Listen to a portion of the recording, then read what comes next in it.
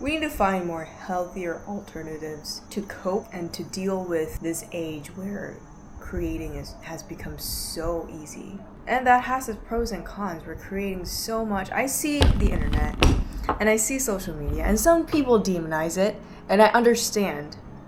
But man, people are so creative, and people are creating some things that are so wonderful. And I appreciate human beings so much for that. People are making some outstanding work, and I admire creative people so much. But at the same time, there's a caveat to that. It has made creating things that just end up taking up space more easier. And as a person that has been needing to move around a lot and organize and declutter, when life requires so much of that, it's not helpful to have all of those extra baggages.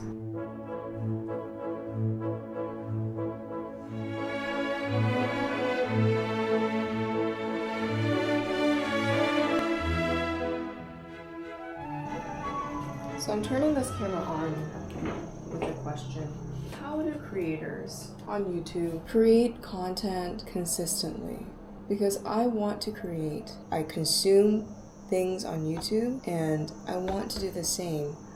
I see people making such creative and beautiful things that I want to emulate or imitate that. Is the result of a common saying that you're a product of what you consume. I see so much joy in consuming those pretty things that I also in turn want to create those pretty things. But what gets me is that I love the process of creating something.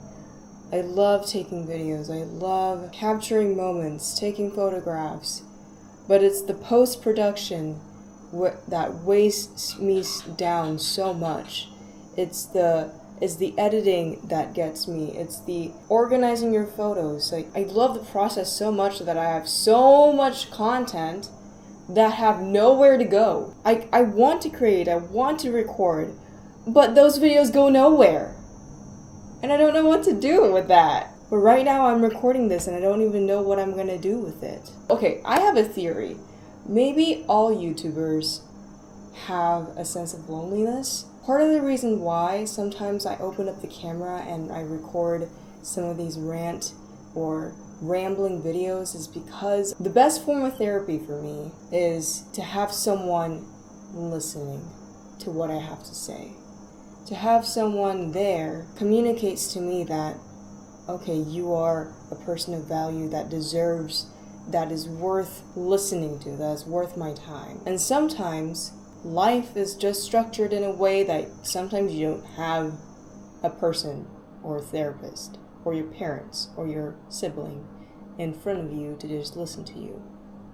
And I feel like the camera has been replacing, maybe not quite replacing, but has been some sort of a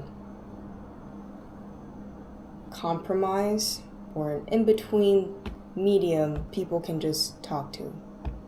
And then people post it on the internet so that they can form some sort of a community and gain some empathy and be seen and be heard.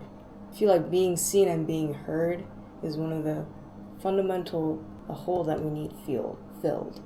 Because I have things I want to say, I have things that I want to share, and sometimes all I need is a person to be there and to listen. And it's just that sometimes there's not a person that's there to listen. And that's why I open up a camera.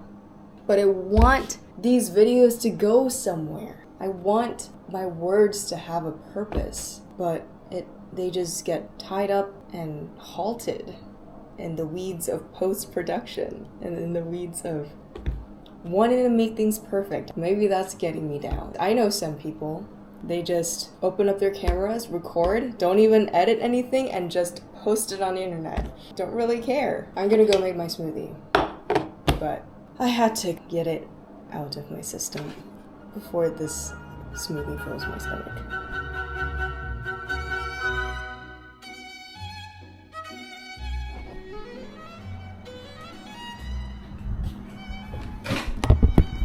So, nothing against vloggers, but as someone who has been recording videos and trying to vlog, at least for the past 7 or 8 years, I think no matter what people say, to some degree, capturing the moment takes you out of the moment.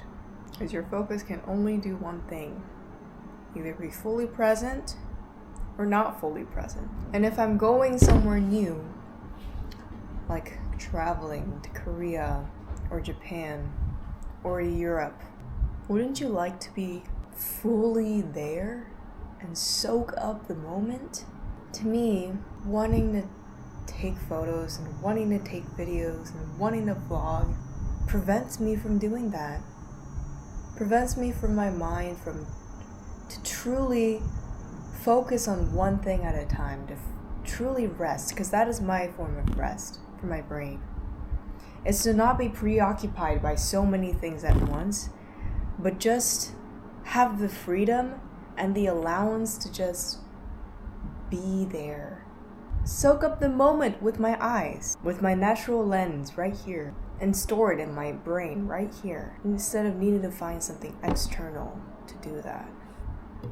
And since I'm not fully there to capture the moment, I therefore need this other thing to be my memory.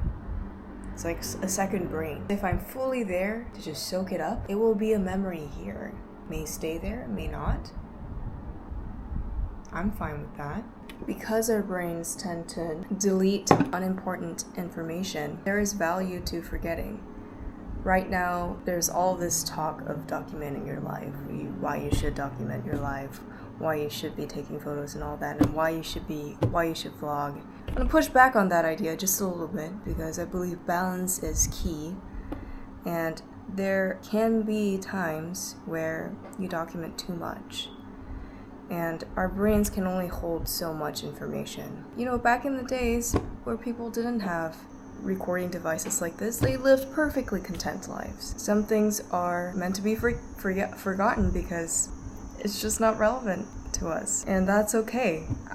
I've made peace with forgetting. That's one less thing for me to worry about and to organize and to sort through when there comes a point in my life where I need to redig up some things and to clean some things up. So I don't think we should be so afraid of forgetting and memories fading, because there is value in letting go and being okay with letting go.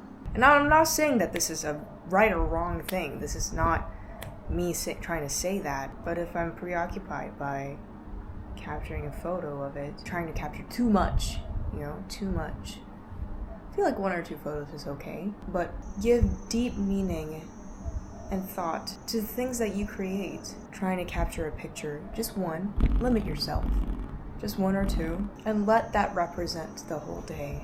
Or else, you're filling your external spaces, your digital spaces with junk. I have been recently trying to organize all of my photos, because I don't know what I was thinking, but my school provides 100 terabytes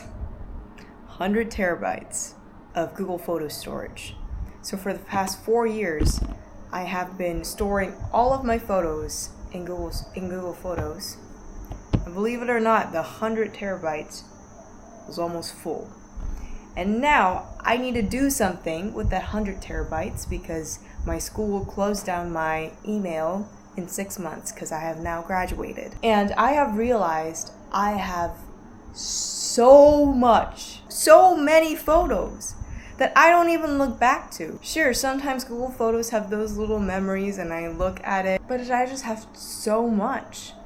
And if I would have been slightly more intentional about the things that I create, because it's so easy for us now to create content, I would have reduced so much, and this would have reduced so much headache right now. It's causing me to spend extra money to buy more storage, like to buy external hard drives to keep these photos in. It's costing me my time because I'm needing to export all of these photos. You know what would also be a good time killer? Instead of preoccupying our brains with social media, we're essentially browsing through photos. Are you browsing through videos and browsing through photos that captures our attention? We could instead spend our time browsing through our own photos and going through our own memories and deleting the ones that we don't need and keeping the ones that we do want to keep. That in itself can be its own form of entertainment. I never thought about that before, but that has been something that has been on my brain.